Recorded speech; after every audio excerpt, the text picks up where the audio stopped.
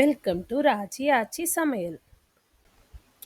ராகி மாவை யூஸ் பண்ணி ஒரு சூப்பரான ரெசிபி எப்படி செய்கிறது, ஈஸியாக செய்கிறதுன்னு பார்ப்போம் வாங்க.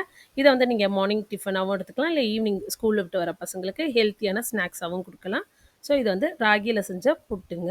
இது எப்படி செய்கிறதுன்னு பார்ப்போம். இதுக்கு நான் ஒரு 2 கப்பு போல் ராகி மாவு எடுத்திருக்கேன். இந்த ராகி மாவோட கொஞ்சமாக உப்பும் கொஞ்சமாக வெது வெதுன்னு தண்ணியை சேர்த்துக்கிட்டு லைட்டாக பிசைஞ்சு வைக்கிறேன். பாருங்கள், பிடிச்சா இந்த மாதிரி பிடிச்சி உதிர்ற மாதிரி தொட்டோடனே உதிர்ற மாதிரி இருக்கணும். இந்த பதத்துக்கு நம்ம பிசைஞ்சு வச்சுருவோம். உப்பு தண்ணியை பிசறி வச்சு கொஞ்ச நேரம் ஊற வச்சிருவோம். ஒரு 5 நிமிஷம் இல்லை 10 நிமிஷம் போல் இதை அப்படியே மூடி வச்சு ஊற வச்சுருவோங்க. ஊற வச்சதுக்கப்புறம் 10 நிமிஷம் ஆனதுக்கப்புறம் இதை வந்து ஒரு இட்லி பாத்திரத்தில் நம்ம எப்போவுமே ப்ரீஹீட் பண்ணுற மாதிரி இட்லி பாத்திரத்தை ப்ரீஹீட் பண்ணிவிட்டு இதை நான் ஒரு சின்ன சின்ன பவுலில் போட்டு வைக்கிறேங்க இந்த கண்டென்ட்டை மாவை. ஸோ ஃபஸ்ட்டு அதுக்கு தேங்காய் திருவல் எடுத்துருக்கேன். ஒரு அரை கப் போல் தேங்காய் திருவல் எடுத்துருக்கேன்.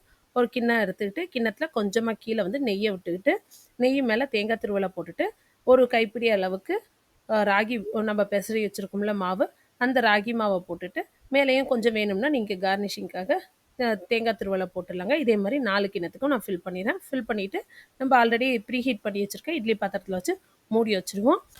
இப்போ இதை மூடி வச்சுட்டு ஒரு 10 நிமிஷம் கழித்து திறந்து பார்ப்போங்க. இப்போ ஒரு 10 நிமிஷம் போல் ஆயிட்டுங்க. நான் இட்லி பாத்திரத்துலேருந்து புட்டை எடுத்துட்டேன் வெளியே. இப்போ பிளேட்டில் ட்ரான்ஸ்ஃபர் பண்ணிட்டேன். பாருங்கள், நல்லா வெந்து வந்திருக்கு. இப்போ வந்து நீங்கள் தேவையான அளவுக்கு சர்க்கரை சேர்த்துக்கோங்க. நாட்டு சர்க்கரை நான் ஆட் பண்ணியிருக்கேன். உங்களுக்கு எந்த சர்க்கரை விருப்பமோ, ஜீனியோ இல்லை நாட்டு சர்க்கரையோ எது விருப்பமோ அதை ஆட் பண்ணிக்கோங்க. அவ்வளோதாங்க, ஹெல்த்தியான ராகி புட்டு ரெடி ஆயிடுச்சுங்க. நீங்களும் இதே மாதிரி உங்கள் வீட்டில் செஞ்சு பார்த்துட்டு எப்படி இருந்ததுன்னு கமெண்ட் பண்ணுங்கள். இந்த வீடியோ உங்களுக்கு பிடிச்சிருந்தா லைக் பண்ணுங்கள், ஷேர் பண்ணுங்கள், மறக்காமல் சப்ஸ்கிரைப் பண்ணிடுங்க. தேங்க்ஸ் ஃபார் வாட்சிங்.